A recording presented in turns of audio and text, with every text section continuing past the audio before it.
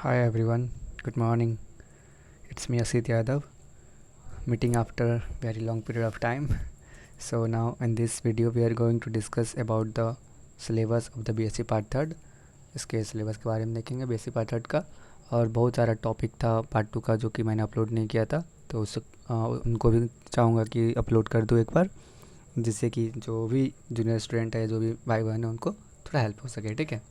और इसमें इसके साथ साथ मैं एक टेलीग्राम चैनल का लिंक दे दूंगा जिससे आप ज्वाइन कर सकते हैं, और जिसमें कि सारे फाइल्स पड़े होंगे, उसमें जो भी टॉपिक हमने आज तक पढ़ाया गया है तो उनका सारे पीडीएफ आपको वहाँ से मिल जाएंगे. जो भी आप चाहे तो उनको स्क्रॉल डाउन करके या फाइल सेक्शन में सर्च करके आप उनको एक्सेस कर सकते हैं. ठीक है. सो इसको शुरू करते हैं. देखेंगे जैसे कि हम लोग को पार्ट वन पार्ट टू का एग्ज़ाम हो चुका है, तो अच्छे नंबर से सबको पास करिए. कॉन्ग्रेचुलेसन सबको. और चलिए, और लास्ट ईयर है तो इसको थोड़ा और अच्छे से मेहनत करना होगा. ठीक है. तो इसके बारे में देखेंगे कि किस तरह से इसका पैटर्न रहेगा और क्या क्या हम लोग को पढ़ना है और क्या क्या नहीं पढ़ना है, इसके बारे में जानते हैं हम लोग. ठीक है. जैसे हम लोग को पता है कि हम लोग को जो फाइनल ईयर का और जो मार्क्स बनेगा, यानी कि जो रिज़ल्ट आएगा वो किस पे रहेगा, बस ऑनर्स पेपर पे रहता है. जो कि बीएससी पार्ट वन में हम लोग का था. तो P1 में हम लोग का मतलब 2 पेपर एग्ज़ाम हुआ था, पेपर 1 एंड पेपर 2. और पार्ट 2 में हम लोग का 2 पेपर का एग्ज़ाम हुआ था, कि पेपर 3 और पेपर 4, यानी 4 पेपर का एग्ज़ाम हम लोग का हो चुका है. और टोटल मार्क्स कितने का होता है ऑनर्स का, बस 800 मार्क्स का होता है.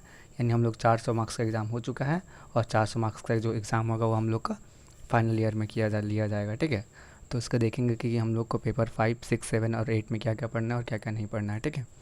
तो हम लोग को इसमें बस 3 पेपर थ्योरी का एग्ज़ाम देना होगा. जैसे हम लोग फाइनल ईयर में जाएंगे तो हम लोग को 3 पेपर जो एग्ज़ाम होगा वो थ्योरी का होगा, और तीनों पेपर फुल लेंथ का होगा, यानी तीनों 100 मार्क्स का एग्ज़ाम लिया जाएगा. ठीक है. और जो फोर्थ पेपर होगा यानी पेपर 8 जो होगा वो क्या होगा, 8A और B 2 सेक्शन में डिवाइड होगा. इसमें कि हम लोग का पूरा प्रैक्टिकल होगा, 100 मार्क्स का पूरा प्रैक्टिकल होगा, और ये 300 मार्क्स का पूरा थ्योरी का एग्ज़ाम लिया जाएगा. क्योंकि हम लोग को बस अब 3 पेपर थ्योरी पढ़ना है, और एक पेपर जो होगा वो कॉलेज में प्रैक्टिकल एग्जामिनेशन के रूप में लिया जाएगा 100 मार्क्स का. ठीक है. तो शुरू करते हैं. तो हम लोग का जो पेपर 5 है, जो थ्योरी रहेगा हम लोग को, इनके बारे में दिया गया, इसके बारे में देख लेते हैं. इन द ऑल 10 क्वेश्चन, जैसे क्वेश्चन का पैटर्न बताया गया है इसमें, are to be set out which of the number 1 and 2 shall consist of objective 50 marks and short answer. जो कि ऑब्जेक्टिव रहेगा 1 नंबर क्वेश्चन, और 2 नंबर क्वेश्चन रहेगा शॉर्ट आंसर. ये कंपलसरी रहेगा. Requiring question respectively and both shall span over the whole syllabus in the paper. और दोनों जो हैं पूरे सिलेबस में जो टॉपिक दिए रहेंगे उनसे क्वेश्चन किए जाएंगे. यानी ऑब्जेक्टिव जो सिलेबस दिया है उससे कहीं से भी पूछा जाएगा, और शॉर्ट नोट रहेगा वो भी कहीं से भी पूछा जा सकता है. ठीक है. Student will be required to answer the 5 question of which question number 1 and 2 shall be compulsory. जो भी स्टूडेंट होंगे उनको क्वेश्चन नंबर 1 एंड 2 पूरा कंपलसरी रहेगा, और टोटल में ओवरऑल 5 क्वेश्चन अटैम्प्ट रहेंगे, जो कि 1-2 कंपलसरी रहेगा. ठीक है. तो पेपर 5 में हम लोग को क्या पढ़ना है, फर्स्ट टॉपिक इसका आता है बायोकेमिस्ट्री पढ़ना है, फिजियोलॉजी पढ़ना है, और इंडोक्राइनोलॉजी पढ़ना है. ठीक है. और बायोकेमिस्ट्री में देखते हैं क्या क्या पढ़ना है. बायोकेमिस्ट्री में हम लोग को structure and classification of amino acid है, प्रोटीन है, कार्बोहाइड्रेट और फैट्स के बारे में पढ़ना है. मेटाबॉलिज्म पढ़ना है कार्बोहाइड्रेट का, ग्लाइकोलाइसिस जो होता है उसका, और ग्लाइकोजेनेसिस और क्रेब्स साइकिल के बारे में पढ़ना है. बेटा ऑक्सीडेशन और फैटी एसिड के बारे में जानना है. विटामिन का डेफिशिएंसी क्या होता है, किस तरह कितने टाइप के होते हैं और क्या क्या फंक्शन होता है, सबके बारे में जानना है. और पीएच होता है, बफर होता है, इलेक्ट्रोलाइट डिस्ट्रीब्यूशन होता है, उसके बारे में पढ़ना है हम लोग को. एंजाइम का क्लासिफिकेशन और उनका मैकेनिज्म क्या होता है एक्शन का, इनके बारे में जानना है. और फिजियोलॉजी जो है एनिमल का, उनके बारे में, मैमल्स के बारे में स्पेशली हम लोग को फिजियोलॉजी पढ़ना है. और फिजियोलॉजी का फर्स्ट टॉपिक आता है physiology of digestion, respiration, ventilation of lungs and transport of gases. And next is the excretion and osmo regulation and circulation, इनके बारे में जानना है. और सेकंड टॉपिक आता है हम लोग का मैकेनिज्म ऑफ थर्मो रेगुलेशन और एसिड बेस बैलेंस के बारे में जानना है. और physiology of vision and hearing, यानी किस तरह से हम लोग दिखते हैं और किस तरह से सुनते हैं, इसके बारे में पढ़ना है.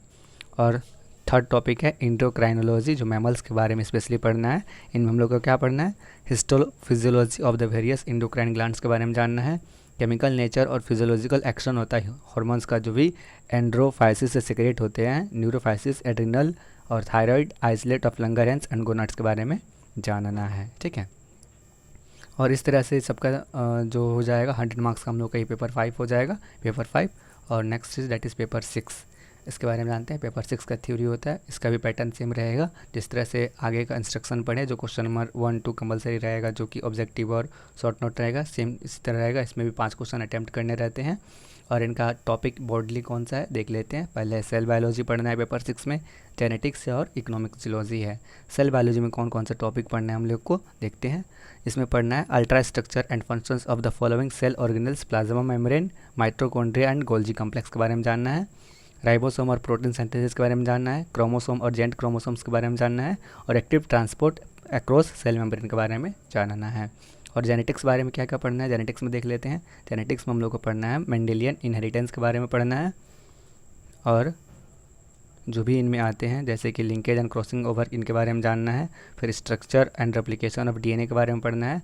ट्रांसक्रिप्शन पढ़ना है, जेनेटिक कोड और ट्रांसलेशन के बारे में पढ़ना है। और क्रोमोसोमल एब्रिविएशन क्या होते हैं, इनका जेनेटिक और साइटोलॉजिकल मैनिफेस्टेशन क्या होता है और क्या सिग्निफिकेंस होता है इसके बारे में जानना है।